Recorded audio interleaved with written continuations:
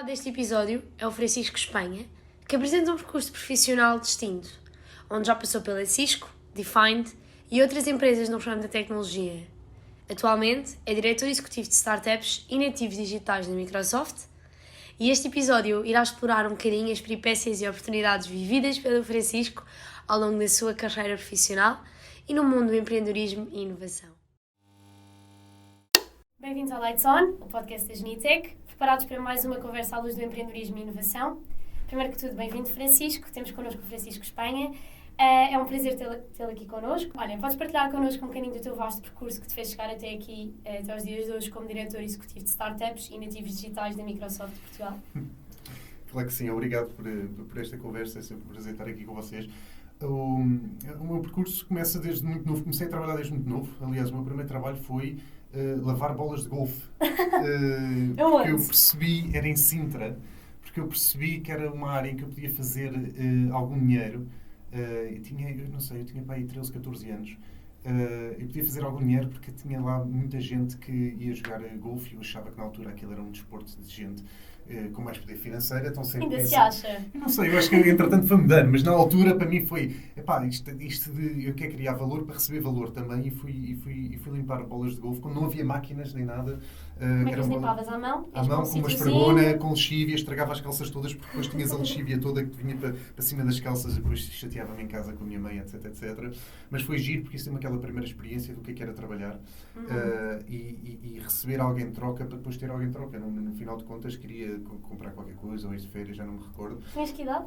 Tinha 13, 14 anos, que foi aquela primeira experiência em que E porquê é que isto é importante? Porque foi aquela primeira coisa que me mostrou um bocadinho do que é independência e do que é começar a fazer coisas para os outros, interagir com clientes, perceber o que é preciso em termos de processo, em termos de estrutura, para ter um trabalho que no final de contas tu olhas agora é só lavar bolas de golfe, mas no final de contas aquilo tinha associado uma empresa por trás. E era a tua independência. Tinha associado uma empresa por trás, tu eras um empregado, tu tinhas que ter um bocadinho de cuidado com os processos, seguir os horários, etc. E a tua primeira experiência de tudo. Não é naturalmente necessariamente a melhor experiência de sempre, mas é inesquecível. Claro. Não é? E depois, a partir daí, foi claro perceber que na altura eu já estava muito focado em querer ir para a área de engenharia informática ou para qualquer coisa na altura que se ligasse à informática. Porquê? O que é que gostavas mais nessa área? Porque foi muito cedo, eu tinha para aí 10, não era para aí, era mesmo 10 anos quando me ofereceram, o meu pai chega à casa com um Spectrum. Muita malta se calhar já nem sabe o que é um Spectrum. Que era A nossa altura é o Magalhães e essas coisas. Não. Isso já está à frente. Isso já são coisas muito, muito modernas. Aqueles já nem se pode chamar computadores, que funcionavam como cassetes de tape mesmo.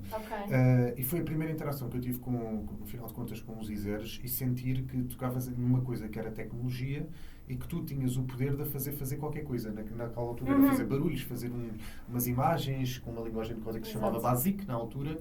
E eu aí fiquei encantado e passava horas com um manual velho, aquilo estava tudo podre, lembro perfeitamente. Passava horas a tentar descobrir o que é que eu fazia. Lembra-te, não havia internet, não havia nada, não é? Portanto, não havia ninguém para perguntar, não havia fóruns, não havia nada. Manual de instruções. Exato, era um livro educacional, aquele era o manual de instruções daquela máquina, não é? Portanto, e tu ias desdobrando como pudesse, etc. E desde aí que eu sabia que na minha família não havia ninguém de tecnologia, não é? Portanto, normalmente tens um bocado de influência. Quais é que são as influências assim patronais? Era mais economia e gestão do meu pai e medicina e as áreas médicas do lado da minha mãe. E os meus pais nem sequer eram pessoas, ou são pessoas focadas em tecnologia, portanto nunca houve esta influência. Foi mesmo, por acaso, acho que foi o meu pai que alguém trabalhava com ele, disse: olha, o meu filho já não quer isto, queres isto? E ele disse: claro que sim. Então tu era em segunda mão. Era, claro. Nessa altura não se comprava nada em primeira mão, porque aquilo custava uma fortuna, não é? E eu lembro perfeitamente que depois houve uma evolução muito grande e rápida de comprar o primeiro Pentium na altura, que recordo-me que era da IBM, muito antes ainda de haver as internets, não é? Portanto, e aí já começa a ter um bocadinho mais de poder computacional e das coisas que os computadores faziam na altura, etc., e ter um bocadinho mais de interação. Foi giro, depois houve aquelas evoluções de ir aprendendo e eu queria ao mesmo tempo, eu não tinha ninguém para partilhar, porque os meus irmãos também não eram parecidos. não então tinham... não és filho único? Não, tenho um irmão mais velho e uma irmã mais nova, mas eles também não ligavam muito tecnologia, portanto, aquele feeling de tipo, e olha lá o que é que eu fiz, olha aqui, eles não sentiam o mesmo. Eu nem tinha, depois eu já nem tinha necessidade ou vontade de lhes dizer, porque sabia que não havia assim tanto interesse, então de certa forma eu estava um bocado sozinho, tipo, com o meu próprio excitamento, não é? que era na altura, pronto, era o que havia, e depois isto foi evoluindo para depois aparecer, eu lembro perfeitamente que também me impressionou imenso, que agora não impressiona ninguém, claro, que eram os primeiros gravadores de CDs. Só que na altura aquilo era uma fortuna. Aquilo, eu salvo erro, aquilo custava para aí, acho que era 40 contos na altura. Imagina. Ninguém sabe fazer transcrição, provavelmente das agora que está a ouvir isto. E isto quer dizer o quê? Que era uma fortuna. Mas eu queria muito aquilo porque, olha, porque aquilo era tecnologia nova, queria experimentar. Era uma inovação. Eu lembro perfeitamente que o meu pai quase que me fez fazer, na altura não havia PowerPoint nem nada, mas uma apresentação de qual era o retorno de eu comprar aquilo e ter aquilo e não sei o quê. Claro que eu inventei lá uns números quaisquer e disse que ia vender um CD por semana copiado a amigos, aquelas coisas todas. E foi a minha primeira experiência, sem o saber, de quase pitch da empresa, não é? E isto... E vendeste os teus CDs? Não vendi CD nenhum. Eu só queria era convencer os meus pais a comprarem-me aquilo. Mas claro que tive que montar a história, acabei por não executar. O teu primeiro pitch foi para os teus pais? Foi para os meus pais. E na altura ele não me deu, eu fiquei, mas não recebi feedback, ou seja, não sabia porquê. Quer dizer, já sabia que aquilo custava uma fortuna, não sei o quê, mas depois, passado algum tempo, não me recordo se foi um aniversário ou se foi Natal ou qualquer coisa, lá me ofereceram aquilo. E isso foi uma grande transição também de teres aquele feeling de mais empowerment tecnológico, ou seja, ia juntando cada vez mais peças de conhecimento tecnológico para perceber que realmente começavas a perceber que há ali um superpoder, coisas que tu podes fazer, e para mim foi claríssimo, do princípio ao fim, que era por ali que eu queria ir. Claro, e inclusive depois tinha aquelas coisas todas de miúdo, na altura, não é? Que tu desmontavas tudo e montavas tudo, quer dizer, desmontavas mais do que montavas, como é óbvio, só pelo interesse de perceber. Depois é a logística toda de montar os parafusinhos. Claro, mas pronto, mas era só para estragar, mas não era para estragar, era para perceber como é que as coisas funcionam. Eu sempre fui, e ainda hoje tenho um vício enorme em curiosidade. Perceber o que é que está por trás. Perceber o que é que está por trás, como é que funciona, etc. Sobretudo as coisas mais mecânicas e depois, naturalmente, as partes mais eletrónicas, e depois como é que faz as eletrónicas funcionar, e depois combina tudo nisto que é a engenharia informática. A partir daí, claro... Seguiste engenharia informática aonde? Eu, no princípio, eu queria, depois, quando percebi este valor de gestão, porque eu, entretanto, depois fui fazendo com uns amigos, fui fazendo umas aventuras de fazer não era oficial, mas empresas de sites e como não havia presença digital das empresas na altura, nós, para fazer um bocadinho de dinheiro, começámos a fazer sites com a expertise que tínhamos na altura. Aquilo era... Faziam sites em quê? Fazíamos HTML muito básico e depois, mas muito, muito básico, e depois na altura onde nós estávamos, onde nós tínhamos o nosso grande diferenciador, foi quando apareceu o Flash. Já não se usa exatamente, já não se usa, e depois teve imensos problemas de segurança, etc, mas na altura foi a primeira vez que começaste a ver movimento nos sites, interação e coisas mais engraçadas, que agora, olhando para trás, era bastante rudimentar. Uma animação, aquela coisinha. Era bastante rudimentar, mas na altura era uma transformação muito grande e toda a gente queria ser diferenciador e ter essa experiência. Então acabámos por ter até alguns clientes, e na altura... Montaste uma mini startup de sites. Sim, mas não era oficial, não éramos duas pessoas, três, às vezes, para ajudar numa coisinha, não sei o quê. Mas para nós, clientes? Todo tipo, desde sites de pessoas... Eu lembro perfeitamente, o que eu mais me diverti foi um que era de uma pessoa que criava peças de roupa de moda, que para nós era tipo uma indústria nada a ver, que nós não conhecíamos, nem tínhamos interesse, mas era giro porque exigia puxar pela nossa criatividade no sentido de como é que vamos expor peças. Isto hoje em dia parece muito banal, muito simples, mas como é que tu expões isto sem aquilo demorar 3 minutos a carregar o site e mais o peso? Aquilo geria-se muita coisa, e lembra-te, ao mesmo tempo não tinhas tecnologia, a velocidade da internet e das redes e não sei o quê, era muito diferente do que é agora também, não é? E pronto, e fomos evoluindo por aí. Depois foi engraçado porque nós passávamos, eu também, quando era mais novo, antes tinha 18, 19 anos, eu, em vez de passar as férias de verão na praia, passavas em casa com outro amigo, a explorar coisas nos computadores e a fazer patches e coisas para ajudar a comunidade em termos de software que na altura tinha alguns problemas e não funcionavam tão bem, ou tinham problemas de compatibilidade, etc. Ou seja, passei muitos verões, em vez de ser na praia, a aprender, a continuar a aprender e a despertar cada vez mais o meu interesse. E depois acabei por também, como fui fazendo outro tipo desses tipos de trabalhos dos sites, etc., percebi que a gestão era importante. Ou seja, não é só teres a competência técnica, tu tens que conseguir convencer um cliente a querer o teu serviço, tens que apresentar, sei lá, um plano em que seja daquilo que tu vais fazer e quando, e tens que gerir os horários de quando és miúdo e dizer, pá, olha, vamos lá fazer o site, pá, não, agora não, vamos ver, não sei o quê, vamos para a praia. Claro. Tens de começar a ter essa disciplina, então acabei por escolher na altura, que era a única via, que era um curso de engenharia e gestão de empresas, engenharia informática e gestão de empresas, que era no ISCTE. Eu acho que é o IGE. Não sei se... Informática e gestão de empresas, IGE. Não sei se ainda existe ou não. Existe, eu penso que existe. Mas pronto, na altura era o único que existia e havia duas hipóteses para mim na altura, que era coincidência ou não, era o técnico e era esse. E eu optei por ir para esse, meramente pela parte de gestão que achei que era importante. Querias ter um bocadinho dos dois, não te querias, calhar, afunilar tanto, querias ter um bocadinho dos dois. Depois acabei por fazer 3 anos da faculdade lá. Ok. A licenciatura? Não, porque na altura eram 5. Ok. na altura ainda havia esses cursos com 5. Eram todos com 5 anos, não havia Bolonhas, nem havia nada disso. Mas na altura foi engraçado porque a razão que me levou a fazer esse curso foi a razão que me levou a parar de o fazer. Ok. Porque depois, quando apareceram lá, era a primeira vez que eu estava a estudar mais a sério. Na altura eram as programações, arquiteturas de computador, introdução a algoritmos e não sei o quê. Já não lembro bem do nome estruturas de dados e essas coisas. Que era a parte bem mais técnica do que aquilo que eu tinha aprendido sozinho. Ok.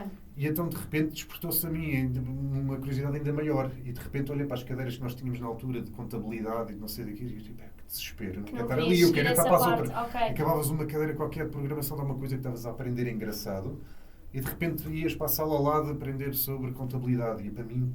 Era uma seca. Era uma seca enorme e tive a sorte. E isto a mim fez uma diferença enorme na vida e no meu percurso, que foi os meus pais aceitarem isso, que na altura não é fácil. Depois... Ou seja, porque eles estavam-te a pagar um curso, estavam-te a investir em ti claro. E depois do nada tu dizes, ok, fiz 3 anos, gosto, mas se calhar... Exatamente. Mas também deu para perceber. Deu para perceber, claro, mas na posição, eu agora que sou pai, não é? Na altura não era, tu pensas, já fiz aqui um investimento de 3 anos, faltam 2, e tu pensas, será que ele está enganado? Será que ele está confuso? Como é que eu tenho a certeza que isto ainda por cima eram conversas que nós tínhamos é muito difícil explicar aos teus pais a tua área quando eles não são da área também e o explicar o porquê que gostas sempre, e não gostas, etc. Se bem que na altura houve uma parte boa que era... Na minha altura era tipo, a tecnologia era o futuro e aquelas coisas todas. Ainda não estava também bem explorada, portanto também o que havia para explicar aos teus pais também era mais simples. Exato, e era mais simples de explicar, mas também era mais difícil de perceber, não é? Porque havia menos acesso à informação e menos conhecimento do que havia. Lá alguém conhecia um filho que era engenheiro não sei de onde e tinha alguma história qualquer. E naturalmente acabei por mudar e depois estive à procura de ver cursos de engenharia pura, só, de mais informática? Engenharia informática pura apenas. E na altura tinha um grande amigo que tinha acabado de se inscrever numa faculdade em Inglaterra. Ok. E numa conversa surgiu para outro curso, nada a ver com informática, para outro curso, e surgiu a ideia de, porque não vais para a Inglaterra também? E aí houve um interesse interessante, houve um interesse que para mim foi uma parte interessante, que era, não sei bem porquê, surgiu a ideia de aprender inglês. Ok. E eu sei porquê, mas foi sem pensar tanto no futuro, foi mais no passado, porque na faculdade foi a primeira vez, isto na altura, agora já não faz confusão, mas na altura fazia muita confusão, os livros de programação que nós usávamos eram em inglês, por isso que havia em português. Pois, porque também não estava desenvolvido esse nível aqui em Portugal. Não estava assim tão desenvolvido, nós tínhamos livros de todo o tipo de tecnologia que fazíamos na altura, muitos deles eram em inglês, e então, parecendo que não, na altura foi bastante difícil para mim estudar em inglês e ler em inglês para depois aplicar em português. Era a primeira vez que eu tinha esta diferença de linguagem. Mas assim. ao mesmo tempo tinhas a coisa boa, que em programação está tudo em inglês. Pronto, então, exatamente. Portanto, tinhas essa parte boa. E então veio essa parte toda do inglês e aprender inglês e juntar mais uma vez. Tive que ir fazer um pitch. Ok. Para os teus a pais? quem? Aos meus CEOs, ao meu board, que eram os meus pais. Ok. Como é que eu agora vou vender a ideia de ir para fora? E a verdade é que não me lembro bem dos detalhes, lembro-me de ter estas conversas, etc. Mas foi um pitch relativamente fácil porque, graças a Deus, foram super compreensivos e perceberam, e graças a Deus na altura havia a oportunidade e a capacidade de poder fazer e de mandar para fora. Só depois ficaste lá. O problema disto era que a minha decisão foi feita em agosto, a faculdade começava em setembro. Ok. Ou seja, e as inscrições eram as em? inscrições já tinham acabado e aquilo já boa. tinha passado não sei o quê, etc. Então o que é que eu fiz? Fui com esse meu amigo e outro, fomos de carro, pegámos logo no carro quando eu tive o sim. Mas para onde de carro? Fomos para a Inglaterra. De carro? Claro. Era a forma mais barata e rápida na nossa cabeça de lá chegar, porque eu tinha que me inscrever na faculdade. Porque não havia um telefone? Não, claro que havia o telefone, mas eu tinha que ir lá, perceber como é que funcionava, falar com professores, etc. Okay. Ou seja, rapidamente marquei tudo e éramos para ir lá ver algumas universidades, uma em Londres, outra em Oxford e outra em Swansea, no País de Gales. Okay. E nós começámos pelo País de Gales porque era mais longe, ou seja, fizemos 24 horas a conduzir até Londres, depois mais 4 até chegar lá, ou seja, era uma faculdade mesmo em cima da praia, e depois íamos voltar para trás para fazer algumas entrevistas. Depois voltavam para Portugal. Só que depois chegámos à de Swansea. Eu lembro perfeitamente de chegar à faculdade. E para mim era aquela coisa, Inglaterra, e faculdades enormes, os campos daquilo era uma dimensão que os nossos não tinham na altura. E aparece lá, a primeira pessoa com que eu ia falar, aparece lá um professor que aparece de chinelos e calções com areia nos pés e não sei o quê. E eu disse, calma, isto é muito diferente de Portugal. Mas era aquilo que tu querias? Era um dos que eu queria, estava interessado, só que ele foi tão relaxado, tão divertido, tão welcoming para nós e a achar graça nós a partir o sistema, a querer, eu quero ir para a faculdade, não sei o quê, aquela história toda, estar a tentar vender, ir para ali, que a decisão do meu lado foi feita logo na altura. Foi, okay. É aqui que eu vou ficar. É aqui, eu não quero ir mais nenhum porque esta malta tem uma vibe tão boa que eu não quero sair daqui. E sem saber se me iam aceitar, se não iam, etc. Tanto ou tão pouco, eu só fiz uma aposta, acabámos nem sequer ir para as outras universidades, ver nem nada, ficámos ali e acabámos os dias que nós éramos dispostos a gastar nos outros sítios, acabámos por ficar ali, divertimos um bocadinho, conhecer a cidade, etc. E o teu amigo também ficou lá a estudar? Ficou. Lá pegámos no carro e voltamos para Lisboa. E pronto, isto para dar aqui a história um bocadinho mais da perspectiva pessoal, e depois aqui é que entras no ritmo normal, mais normal das carreiras, não é? E aí pronto, fiz os estudos normais e correram bem, tive ótimas notas na altura, porque eu sabia que para mim era um foco grande ter notas boas, porque era mais uma variável que me dava, ou que me realçava à frente dos outros, quando chegasse à altura. Tinhas mais um leque de opções maiores? Sim, porque para mim foi claro perceber que no final de contas todos os currículos eram fotocópias dos outros, todos saíamos com o mesmo curso, com as mesmas cadeiras, com os mesmos trabalhos, tudo igual, íamos sair dali 60, 70 pessoas, todos iguais. É? E para mim ou seja, tudo o que pudesse ajudar a aprender mais e a diferenciar, eu de certa forma envolvia, mas notas foi uma delas, portanto foquei muito em estudar e menos em se calhar divertir-me, etc. Como às vezes também queria, e agora olhando para trás às vezes até fico assim, devia ter divertido, mas não me arrependo todo. Mas há sempre essa conversa, não é? E depois envolvi-me muito em várias iniciativas do British Computer Society, etc. Na altura até fui, coincidência ou não, fui Microsoft Student Partner, que era um champion da Microsoft nas faculdades, que era um programa que eles tinham. Tipo embaixador? Era um embaixador, exatamente. Eles davam-te imensas coisas de marketing e não sei o quê para fazer eventos. Ironia do destino. Imagina, a Microsoft sempre teve muito ligada a mim. E foi a partir daí que me fui envolvendo em várias coisas, para também ter vários conhecimentos de diferentes perspectivas.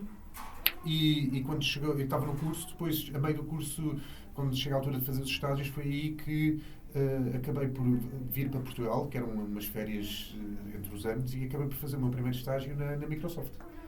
Coincidência ou não, na Microsoft cá em Portugal. Qual era o estágio? Era um estágio de programação e era no MLC, Microsoft Development Language Center, que era uma área dedicada, que tinha relação com o Bill Gates diretamente e tinha uma visibilidade enorme, que era a primeira área da Microsoft a fazer reconhecimento de fala.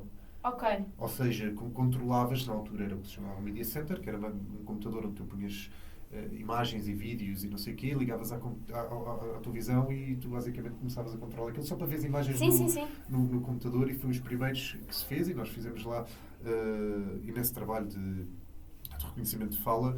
Isso foi quanto tempo esse estágio? Esse estágio não foi rápido, foram uns meses, foram para aí 3 ou 4 meses de estágio, mas foi o suficiente para começar a aprender o que era uma empresa, começar a aprender o que era programação, mas feita de forma mais profissional, não é? Não tanto técnica, projetos de faculdade, etc. E ter um bocadinho de conhecimento também de o que era este mundo empresarial, o que é esta coisa de trabalhar, e teres aquela disciplina, e envolver-te e começares a conhecer mais pessoas.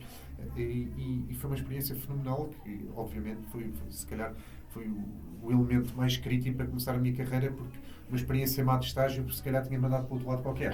Se tivesse corrido mal, se calhar tinha desistido ali, ou tinha dito que não era aquilo que eu queria. Eu fiquei com ainda mais fome de voltar para ali. Então, continuei muito ligado a várias coisas que fazia na altura, ao ponto de quando chegar ao fim da faculdade, havia, na Inglaterra, os gajos têm uns mecanismos muito interessantes de ligação às empresas, portanto, começas a ter visibilidade com as empresas relativamente cedo e fazes projetos pelas faculdades, fazes projetos já ligados com a indústria.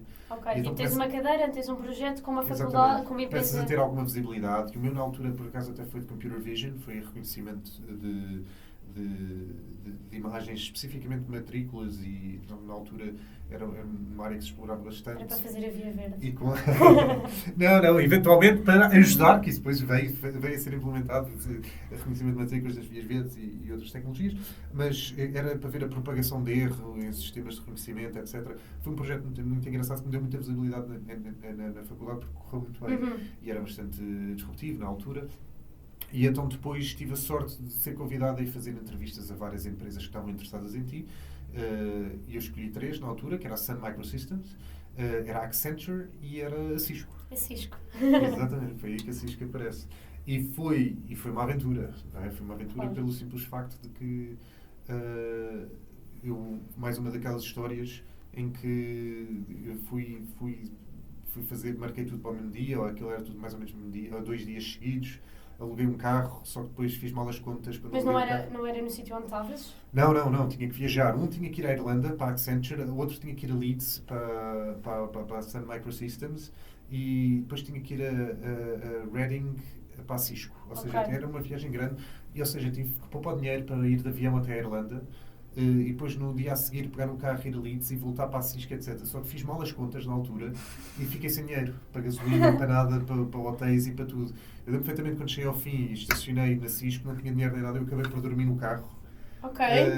Isto no inverno de Inglaterra. Lembro perfeitamente, eu acordava, ligava ao carro, esperava que ele aquecesse, não tinha o carro a aquecer, ficar um forno frio, quente, desligava, depois adormecia, até voltar a ter frio 45 minutos a seguir. Acordava a noite inteira, não é?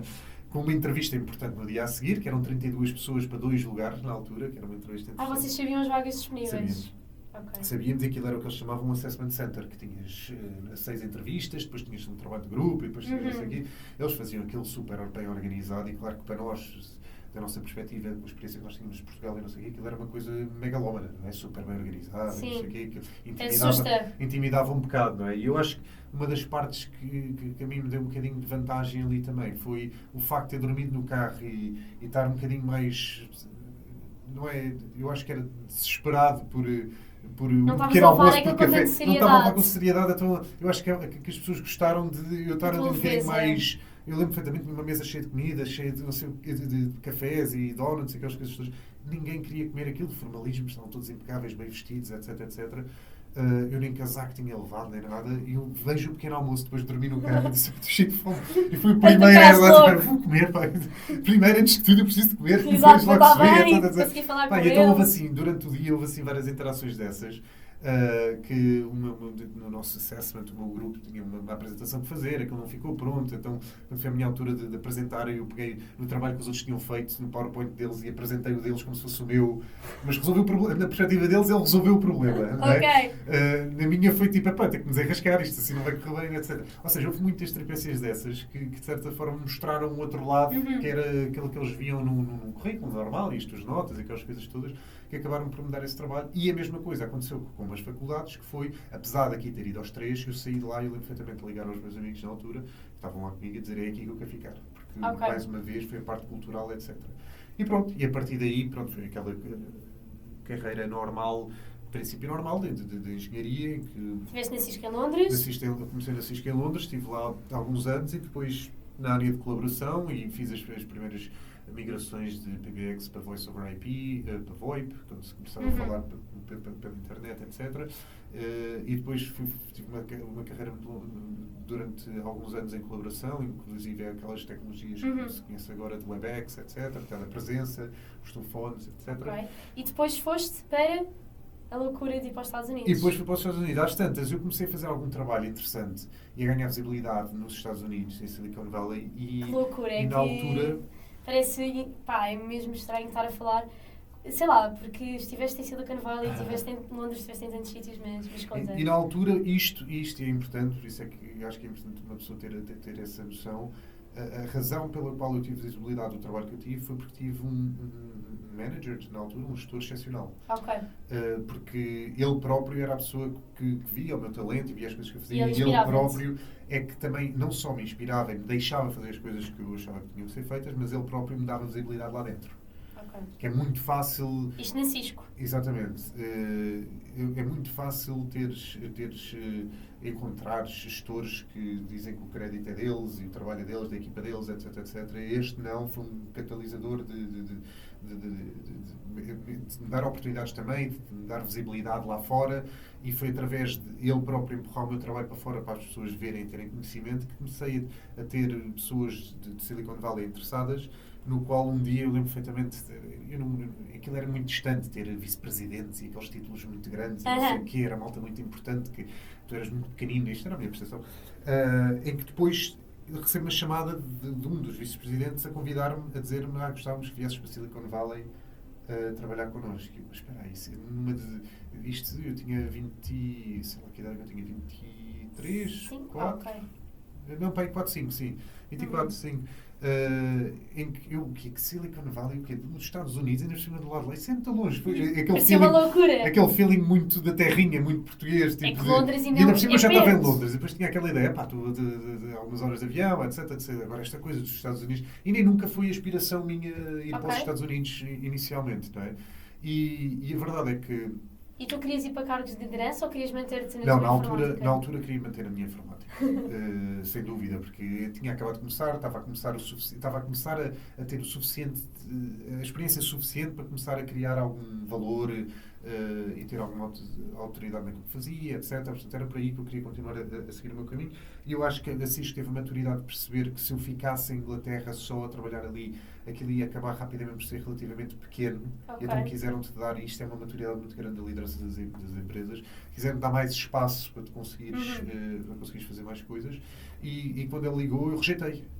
Okay. E eu lembro perfeitamente, uns dias a seguir, ele rejeitou, liga-me a segunda vez, eu rejeitei na mesma. E a terceira vez liga-me outra vez, passada outra semana. E a terceira ele diz-me qualquer coisa do género, senhor, super bem educado, com uma consideração enorme, ele dizer, Francisco, eu não sei se tens noção o que é que isto quer dizer, que é a terceira vez que eu estou a perguntar, não sei se estás a perceber que isto é quase tipo... É obrigatório agora, tu vires, não é? Tipo, neste momento que eu estava a ligar 3 exatamente, vezes. Já chega. Não sei se estás a perceber, isto não é... A oportunidade que eu estou a dar aqui é uma oportunidade de ouro que toda a gente quer e tu tens que vir. Acabou-se ali um bocadinho o formalismo e na altura eu lembro-me que continuei com reticências e foi na altura a minha namorada que me incentivou a fazê-lo com muita maturidade, porque nós sempre tivemos uma relação foram 5 anos à distância, enquanto eu estava em Inglaterra, que me disse, olha, não tens nada que te pegue aqui, nada de, como é que se diz, de casas e responsabilidades, de filhos e escolas, aquelas coisas todas. Se é para ir é agora. Exatamente, se é para ir é agora, e foi graças a elas que eu disse, bora, então faz sentido, só que eu na altura, aquilo também foi tudo muito rápido, era junho ou julho, e depois era para ir em outubro, ou qualquer assim do género. Tens de preparar o visa, o visto, não sei o quê. E tinha que preparar tudo, mas depois tens a máquina das empresas que resolve isso tudo. O problema que eu tinha era, rapidamente pensei, pronto, está bem, uma aventura nos Estados Unidos, engraçado, depois entra-te aquela reality check, que é Silicon Valley, nós estamos em tech, temos que experimentar o que é isto, ver o que é, ótimo, vou lá ver um ano e depois logo se vê o que é que acontece. Na altura, eu lembro perfeitamente... Foste sem expectativas? Fui sem expectativa. A expectativa tinha uma única, que era ir um ano e voltar. Ok. E não correu assim tão bem. Ficaste lá? Ficaste lá quantos anos? Fiquei lá por uma década, não é? Tipo, aquilo não foi de todo o plano que tinha começado, porque eu na altura, também quando fui para lá, eu disse, não quero ir sozinho, eu sabia que me ia casar com a minha namorada mais tarde ou mais cedo, na altura. E então foi rapidamente, tipo, está bem, eu vou, mas vou passar, paro em Lisboa, vamos, casamos e depois vamos embora. E foi tudo tão rápido que eu acabei por nem ter lua de mel, não é? Okay. Eu casei e fui-me embora logo. Não é? Tu casaste nesse verão antes de ires? Logo, porque eu não tinha hipótese. Okay. Eu sabia que ia casar mais tarde ou mais cedo, aquilo de certa forma acelerou o processo, E acabámos por ir os dois sozinhos à descoberta do que era Silicon Valley. Foi um desafio fenomenal, porque na altura, até da perspectiva pessoal e de casal, etc. Ela é de que começar área? tudo de marketing e design. E foi interessante porque ela também tinha acabado o curso dela e acabou por vir comigo para os Estados Unidos, e ela não falava inglês na altura. Ok. E então logo esse desafio em cima de já te começares tudo do zero, e é muito agir começar tudo do zero em conjunto, porque é do zero para os dois, não há ninguém que esteja mais à vontade, etc. Então aquilo foi um construir de relação único e com um valor enorme E um desafio para os dois também. Um desafio enorme, claro, e um desafio para os dois, mas super construtivo e bom para a relação dos dois, que fomentou imensas coisas boas. E nós lá, depois eu continuei a ter a carreira toda de programador, fui fazendo uma coisa que para mim é muito importante, foi vendo novas áreas, fui vendo o que é que o programador é giro, mas depois, à medida que o tempo passa, fui tendo oportunidades e ver, ok, uma coisa é fazer isto, agora como é que estás no lado da engenharia, como é que o produto é gerido, depois do produto é como é que o serviço é oferecido, depois como é que se gera isto, etc. Depois fui pelos escalões, criando novas experiências. O que eu queria era ter um 360 de como é que funciona uma empresa, a área de finanças. Querias saber tudo, querias estar a saber um parte bocadinho de de tudo, que era para ter um bocado de noção de como é que tudo funcionava, porque eu acho que tinha imenso valor ter esse conhecimento.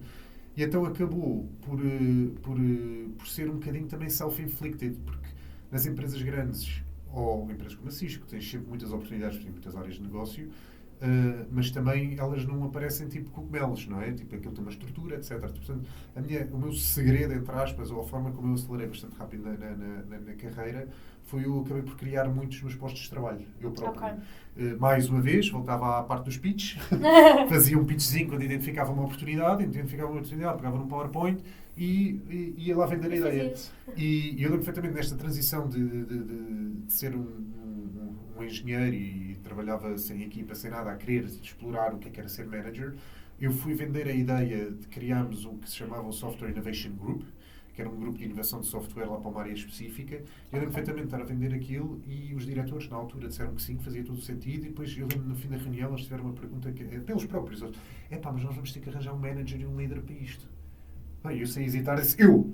E eles olham para mim com uma cara... Portanto, já estavas com um cargo na Cisco? Já estava com um cargo na Cisco, mas eu disse, eu quero agora passar para manager, então como não há roles de manager, vou fazer o meu próprio.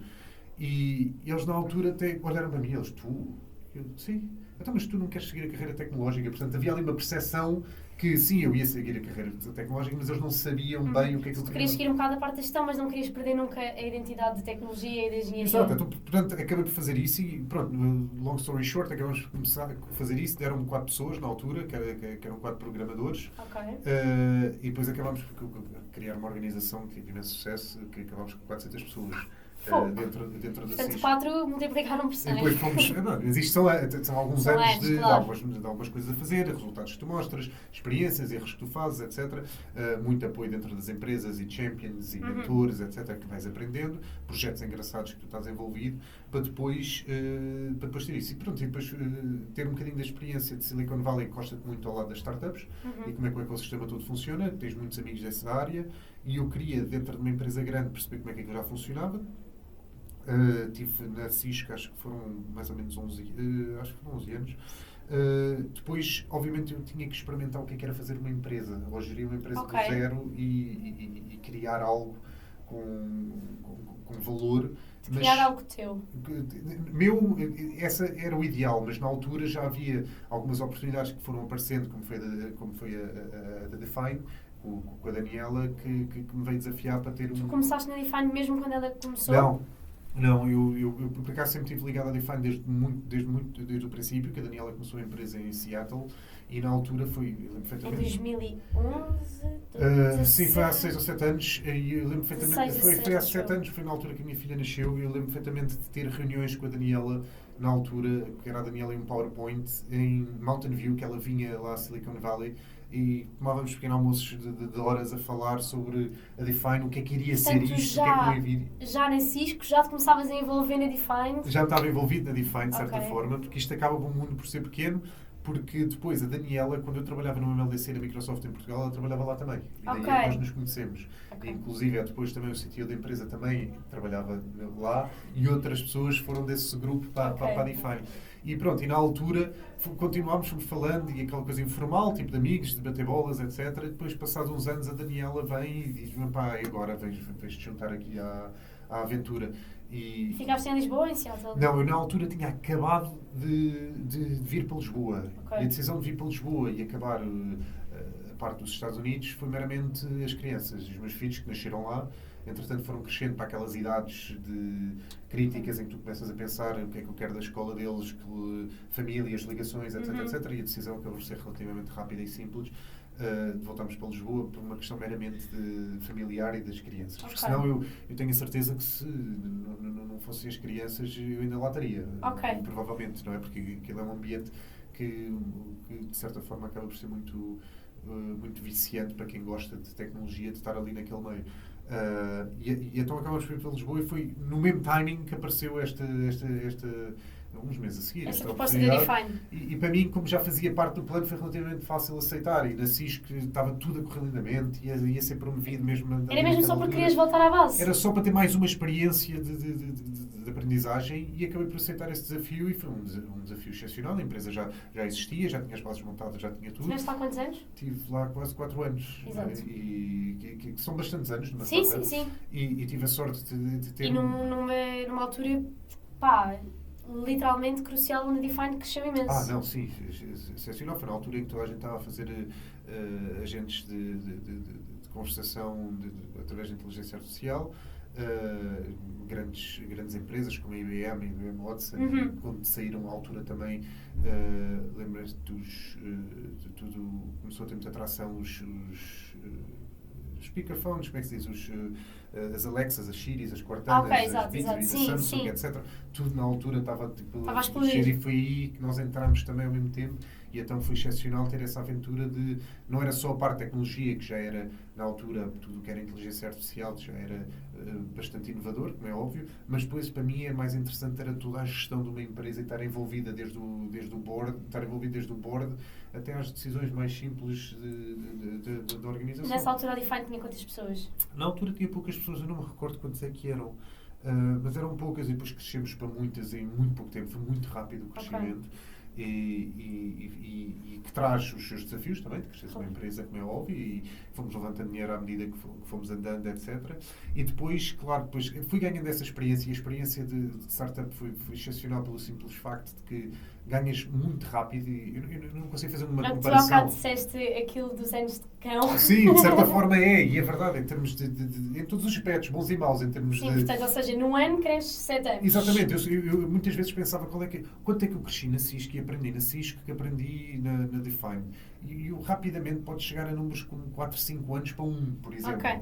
Em que quer queiras, quer não queiras, faz muita diferença. Sim. Ou seja, tu consegues assimilar muito conhecimento e muita coisa que foi engraçado, porque havia muitas coisas que eu nem fazia ideia, tipo de levantar dinheiro, por exemplo, que era tipo uma term sheet, o que é isso? Uma term sheet para levantar dinheiro, isso é o quê? Eu não fazia ideia nenhuma. Começaste a perceber também o mundo das startups, dos pitches, básico as coisas, porque tu numa CISC é excepcional, mas tu nunca te vais sentar, quer dizer, não é nunca, mas a probabilidade de te sentar num board numa CISCO é mínima. Sim. É? A probabilidade e muito longe foste fazer tu. decisões de investimento, de direção e estratégia de empresa é mínima, ou se acontece muito mais à frente na tua carreira, etc. Portanto, conseguiste ter isso desde muito novo, abre-te outras perspectivas. E depois estive lá há alguns anos, foi super divertido, um projeto muito divertido, em que depois foi o contrário, foi tipo, calma, agora aqui aprendi imensas coisas, tão giras, e já sei como é que se faz aqui um bocadinho de enablement aos outros, e então foi, se eu voltasse para uma empresa maior, podia fazer isto tudo e trazer a agilidade e trazer um bocadinho deste mindset um bocadinho mais flexível das startups. E então, se for atrás de uma empresa que consiga fazer esse enablement, então este rolling que eu tenho agora de gerir as startups do sul da Europa, era o perfeito. Okay. Juntava o combinar de tudo, que era uma empresa grande, em que podia ter muito pequeno. Impacto, num mundo pequeno, que é o mundo das startups. Já não é assim tão pequeno e já não é aquela ideia dos miúdos a trabalhar numa empresa, não é? É um mundo relativo, bastante sério e que para mim então dava uma possibilidade de juntar tudo o que era ótimo, era trazer esta disrupção para uma empresa maiorzinha, ter a estrutura de uma empresa maior, mas a continuar a trabalhar num ambiente em que tu consigas fazer todo este enablement aos outros. Em vez de ser só para ti e para a tua empresa, agora de repente tens centenas de empresas que podes ajudar. Para mim é muito gratificante. Estás satisfeito agora na Microsoft? Sentes-te concretizado? Estou super satisfeito. Não, sem dúvida. Isto é uma aventura. Claro que para mim é sempre por aprendizagem. Eu sei, adoro a Microsoft e para mim tem sempre uma ligação, porque foi o primeiro trabalho, etc. Foi quem me deu muita experiência de especial. De tecnologia. Gostava de pensar e dizer que vou ficar na Microsoft para sempre, mas imagino que é muito difícil, que se bem que neste momento, claro que sim. Mas para mim é uma questão de aprendizagem, continuar a aprender, sobretudo agora nesta fase em que nós estamos, esta transição que nós vemos agora das inovações de inteligência artificial, é estar no epicentro. É raras as vezes na vida que tu tens de estar num sítio tão transformacional como nós estamos agora na Microsoft, com tudo o que se passa à volta da AI. É como um lançamento do telefone, etc. E, portanto, para nós acaba por ser, para mim, acaba por ser muito gratificante. Boa. Portanto, tendo em conta o desenvolvimento que se tem vindo a notar nos últimos anos no ecossistema das startups, especialmente em Portugal, quais são os principais fatores que levaram a este crescimento e o que é que tu vês a ser o rumo do crescimento para os próximos anos? Sim, o crescimento tens vários ângulos aqui, não é? Não só, podes começar desde o princípio, desde o apetite das pessoas, não é? Porque o apetite de criar empresas e fazer os seus próprios negócios mudou bastante nos últimos anos. Sempre houve, e temos casos de exemplos já com décadas, super sucesso agora, mas o volume da vontade de fazer o próprio negócio... Sim, porque cada vez as pessoas veem mais pessoas a fazer e ficam mais impulsionadas a fazê-lo. E há vários fatores macroeconómicos, etc., que incentivaram isto a acontecer, como é óbvio. Só o facto de teres isso é o que gera o ecossistema todo à volta, não é? Depois o que é que tu tens à volta? Começas a ter tipo, tudo o que é o ecossistema de startups também a suportar o que é esta aventura de levares uma ideia à execução e a execução ao sucesso, não é? Que entras desde fundos de capitais, às incubadoras, tudo o que é as universidades e as empresas a terem programas de incubação e de acelerações, começas a ter as empresas também a querer ajudar, começas a ter tecnologia também mais disponível, começas a ter Achas que começa a ser um mundo mais competitivo?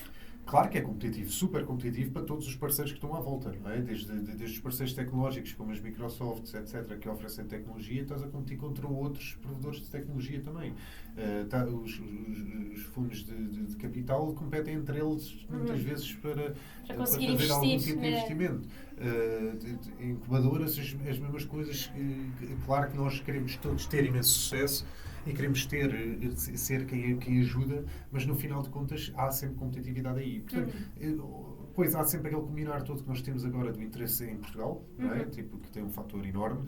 Temos agora também, claro, isto aquela ideia de bom, bonito e barato de Portugal, claro que já se acabou, não é? Já não tens talento como se não houvesse amanhã, os salários... Cada vez há mais malta também mais para fora. Claro, e tiveste muita gente que foi para fora e voltou também, que trouxe imenso valor. Sim. Não é? Continuam-te a faltar, nós temos um talento excepcional, mas continuam-te a faltar algumas coisas, por exemplo, áreas de vendas e marketing, que é a tua área, não somos assim tão fortes como na área de tecnologia, por exemplo. Nós ainda não temos, começamos a ter, mas a atrair talento sénior e executivo das empresas. Conseguimos atrair ainda muita gente, conseguimos até agora atrair gente muito mais nova e júnior, mas conseguimos agora, por várias razões e incentivos até fiscais e tudo, atrair, e as escolas internacionais, etc., atrair malta com mais experiência e acabas por juntar aqui um combinado de coisas que te permite ter um sistema muito competitivo. E depois tens o mercado propriamente em si. Portugal é super interessante porque nós temos várias coisas que têm imenso valor. Em termos de financeiramente, nós somos muito cuidadosos com o nosso dinheiro, portugueses. Isso é ótimo para qualquer investidor. Não é? Teres alguém que tem cuidado com o dinheiro, etc. Portanto, isso para nós é ótimo. Nós também temos um mercado mínimo aqui em Portugal. Sim, não B2C e B2B são mercados relativamente pequenos, quando pensamos nas escalas dos unicórnios, etc., em Portugal. Portanto, nós somos quase obrigados logo a nos globalizarmos. E internacionalizarmos, ir para fora, explorar. Portanto, nós logo temos empresas, tu vês as nossas startups vão logo para a Espanha ou para os Estados Unidos, etc., e atiram-se logo para mercados que normalmente vemos outros países a ir um bocadinho mais devagar, etc. E então tu começas a ter aqui um conjunto de fatores que nos permite ter aqui um sistema com muito sucesso. E agora o resto, nós com isto tudo vais vais ter notariedade, começam a vir eventos como os Web Summits e as outras coisas todas, e isso puxa por mais, Claro. e depois começas a ter aqui o efeito de bola de neve, começas a ter envolvimento do governo, começas a ter iniciativas super engraçadas e suporte até de iniciativas governamentais e públicas, etc., que vêm também influenciar legislações e tudo para facilitar a ver não só o talento a vir, as empresas a conseguirem se montar mais rápido e depois continuar a haver imenso trabalho a fazer na perspectiva de impostos e outras coisas e mais-valias de estoque, etc. É trabalho contínuo, tem que se continuar a fazer, mas já se começaram a partir alguns desses muros para ser um ecossistema de sucesso. Contudo, ainda somos um ecossistema já grande, temos imensas incubadoras, imensos Mas qual é que achas que é assim o rumo?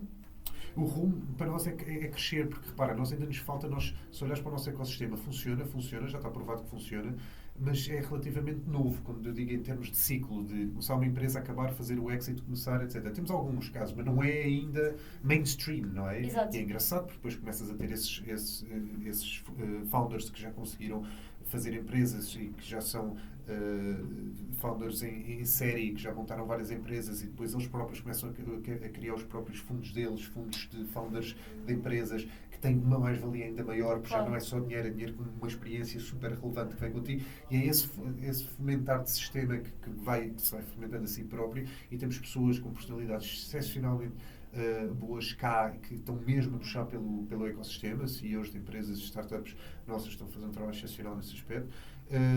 E isso faz com que haja uma atração e continuidade com o nosso sistema que cresça, e estamos a atrair cada vez mais investidores que vêm de fora para aqui, cada vez mais dinheiro já está a ser investido, portanto nós estamos super bem posicionados para continuar a ser um sucesso. Boa. Olha, obrigada, Francisco. Queria-te só perguntar assim, que sugestões e recomendações deixas para os ouvintes que querem mergulhar assim neste mundo que está agora a crescer da inovação, empreendedorismo, tecnologia? Quais é que são assim as tuas top sugestões? Está agora a crescer. Sempre teve a crescer, não é? Eu acho que agora se calhar está com um ritmo muito maior e isso de certa forma acaba por ser atrativo, mas também assustador, não é? Eu acho que aqui é sempre aquela ideia de queremos participar. Há várias formas de participar aqui, não é? Não é necessariamente tens de montar uma empresa, claro que eu acho que essa se calhar é mais divertida, não é? Mas há várias formas de participar no ecossistema, em vários sítios, desde alguns players, de algumas entidades que estão a fomentar o ecossistema, pode ser do lado dos investimentos, pode ser do lado dos providers, dos parceiros, etc. Mas das empresas em si, eu acho que olhamos para isto no sentido de que problemas é que nós vamos resolver, como é que nós vamos arranjar aqui um sítio em que haja genuinamente paixão e um problema para resolver, em que haja valor para as outras pessoas, e a partir daí começa-se a fomentar tudo à volta para ter os ingredientes para ter sucesso. Acho que é importante sermos, de certa forma, olharmos para o mundo como crianças, não é? Olhar para tudo como, porque não? Olhar e estar numa constante questão de porque é que isto é assim, porque é que não é assado, porque é que nós olhamos para uma caneta, porque é que tem este formato e não tem outro, porque claro. E essa disrupção, porque nós não questionar-nos, fazer, claro, voltar à idade dos porquês. A idade dos porquês nós bloqueamos, nós como adultos costumamos nos bloquear um bocadinho mais, que é tipo a disrupção que nós estamos a falar há bocado, que era numa área qualquer, dos aeroportos, não sei o quê, das malas, porque é que eu tenho que tirar o computador, e depois onde é que tu paras logo? Porque é legal, é uma regra. Pronto, já parou. Não, aí. Mas porque é que a regra é a regra? Não é? E depois começas a desenrolar e continuas por aí, e é assim que se vê imensos casos de sucesso de malta a questionar coisas que pareceram bastante, que agora parecem bastante óbvias, algumas mas que na altura, claramente, que era uma barreira. No final de contas só foram contraprocessos e coisas que estavam ali que era desnecessário, não é? E conseguiu-se provar, algumas mais chatas que outras, que consegues criar valor e criar novas experiências. E acho que é importante também termos noção que inovação não é inventar qualquer coisa de novo, do zero, não é? Para mim, a inovação são coisas muito simples. Para mim, a inovação é começares uma reunião a horas, por exemplo. Não é? Quem resolver esse problema é um problema enorme no mundo. Não é? Sentias isso em Londres? Senti isso em todo lado, não é? Chegar a horas a um sítio é um problema enorme para resolver. São coisas muito simples que nós às vezes pensamos que temos que ir inventar a próxima tecnologia, ou que estamos a olhar para... Agora não se fala de outra coisa sem inteligência artificial, claro que há muita oportunidade aí, mas não é só. Sim, acho que é em todas as áreas. E acho que por isso é que é importante. É difícil, é preciso insistir muito. É preciso não ter medo de falhar, é preciso essas partes todas que nós já sabemos, e por isso é que é tão importante. Eu sei que é clichê, mas é preciso encontrar uma área que tenha mesmo paixão, porque se não tiver paixão, tudo o que vier à volta, que não é fácil, claro, acaba por criar muito mais frustração, mas é uma lição brutal conseguir participar numa aventura dessas e ter essa experiência, nem que seja para depois partilhar aos próximos que querem Tu fazer. aprendes com os erros. Tipo. Pronto, e nós estamos a olhar para a startup como um todo, não é? Da startup Sim, falhar ou não, mais. mas dentro da startup no dia-a-dia falhas um dia, falhas o outro, enganas-te, olha, enganei, agora vamos por ali.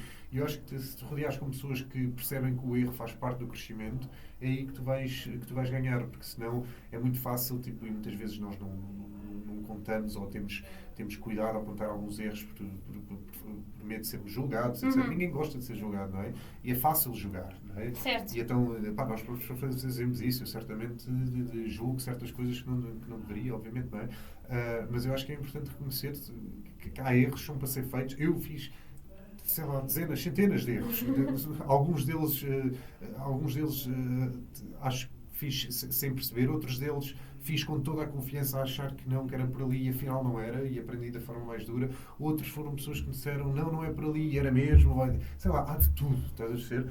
E teres a humildade de perceber que é impossível. Eu ainda estou para conhecer alguém que tenha feito uma startup sem fazer erros, estou para conhecer alguém que tenha feito inovação sem fazer erros, etc. Portanto, porque é que hei de ser eu, ou tu, ou alguém, os primeiros a fazê-lo? Não é? Sim, claro, não vai acontecer. Eu acho que isso tem que te tirar tabu e ser conversa aberta e não ter vergonha nem medo de assumir que isso acontece e faz parte da experiência. Boa.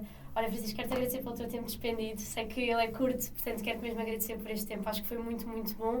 Tenho a certeza que os nossos ouvintes vão adorar. Acho que isto vai ser um despoltar de assim, aquele bichinho de empreendedorismo. Portanto, acho que isso é muito bom. Portanto, olha, obrigada, Francisco. Obrigado, eu. Obrigada.